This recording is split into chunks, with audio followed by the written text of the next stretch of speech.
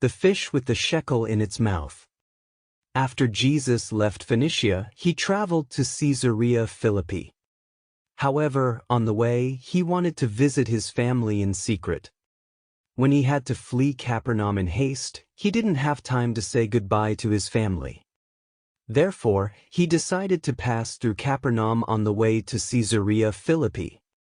Through couriers, Zebedee secretly arranged a meeting at Zebedee's boatyard. On August 7th, Jesus traveled by boat to Capernaum.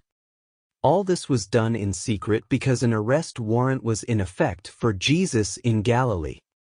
However, the servants of the Sanhedrin got wind of this visit and they stationed themselves at the house of his mother Mary, and also at the homes of other family members.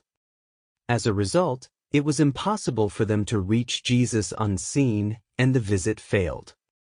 Andrew and Peter had accompanied Jesus to Capernaum. They were waiting at the boatyard until it was safe for Jesus' family to come. When the waiting at the boatyard grew long, Peter decided to take a walk.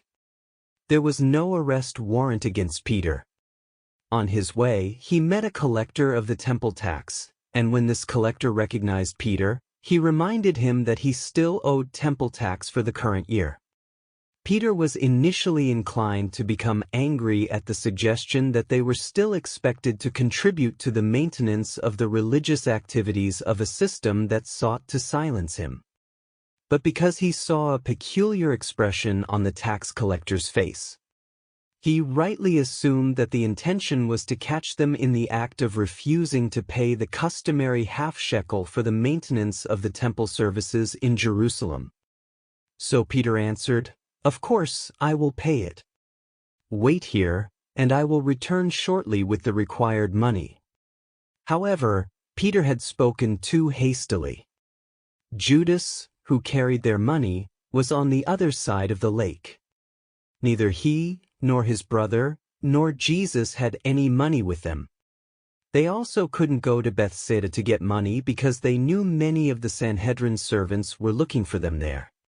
When Peter told Jesus about this incident and said he had promised to pay the money, Jesus said, "If you have promised, you must pay. Let us not give these people any reason to take offense at us. Go fishing, we must wait here anyway. Take a boat from the yard, and when you catch a fish, you can sell it at the market, and with the proceeds, you can pay the temple tax." This conversation was overheard by a courier of David who was at Jesus' disposal. This man arranged through his network a basket of fish. When Peter prepared to go out in the boat, this courier offered him a large basket of fish and helped him take it to a nearby fish dealer. This dealer bought the fish, and the proceeds were enough to pay the temple tax. The collector accepted the tax.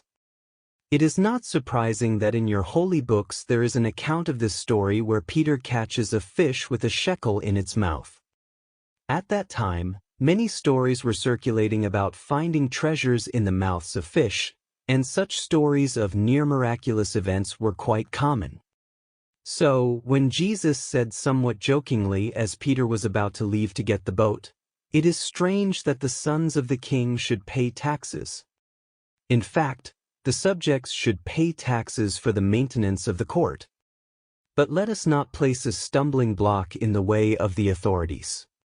Go, you might catch a fish with a shekel in its mouth. Because Jesus said this and Peter soon returned with the temple tax. It is not surprising that this incident was later exaggerated into a miracle, as you can find in the Gospel of Matthew. Jesus waited with Andrew and Peter by the shore until nearly sunset. Couriers reported that Mary's house was still under surveillance.